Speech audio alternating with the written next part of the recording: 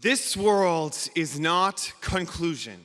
A species stands beyond, invisible as music, but positive as sound.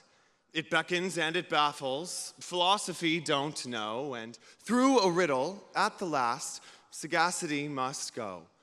To guess it puzzles scholars, to gain it men have borne contempt of generations, and crucifixion shown. Faith slips and laughs and rallies, blushes if any see, plucks at a twig of evidence, and asks a vain the way. Much gesture from the pulpit, strong hallelujahs roll. Narcotics cannot still the tooth that nibbles at the soul. I first encountered this Emily Dickinson poem my freshman year, across the yard in Boylston Hall. Immediately, I was in love. I underlined the opening phrase and annotated it with my scholarly best. OMG. This poem followed me through Harvard. During my first finals, it became a reminder that my stressors would pass. This paper was not conclusion. When I ran the Boston Marathon, the poem was running there with me.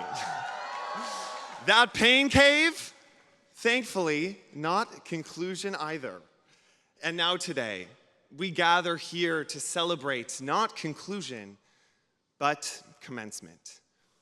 I'll admit, this can be a hard reframing.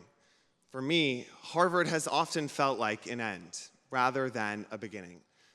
I grew up as one of the few openly queer kids in my Minnesota hometown.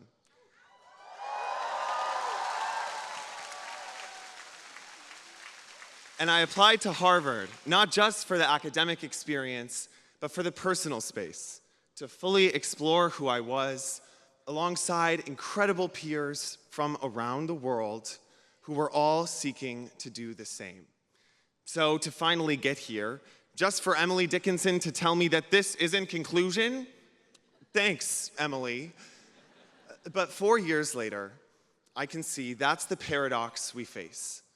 The purpose of our time here really starts today as we leave campus, and especially as we leave a much different campus than the one we entered, with Harvard at the center of a national battle over higher education in America. Now look, our university is certainly imperfect, but I am proud to stand today alongside our graduating class, our faculty, and our president with the shared conviction that this ongoing project of Veritas is one worth defending.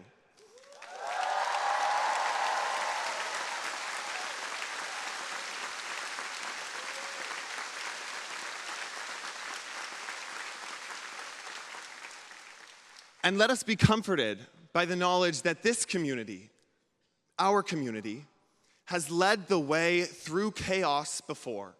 These halls sheltered troops during the American Revolution as Harvard alumni imagined a new democracy. During the Great Depression, a Harvard alum created the New Deal. And during the Cold War, it was a Harvard alum who inspired us all by dreaming to put a man on the moon. All of this our alumni achieved not in service of themselves or ideology, but in service of others in times of great national need. These too are times of great need, but this world is not conclusion. A species stands beyond, and if only we follow in the footsteps of our alumni and truly put our education in service of something greater, the world that comes out of this will be a better one.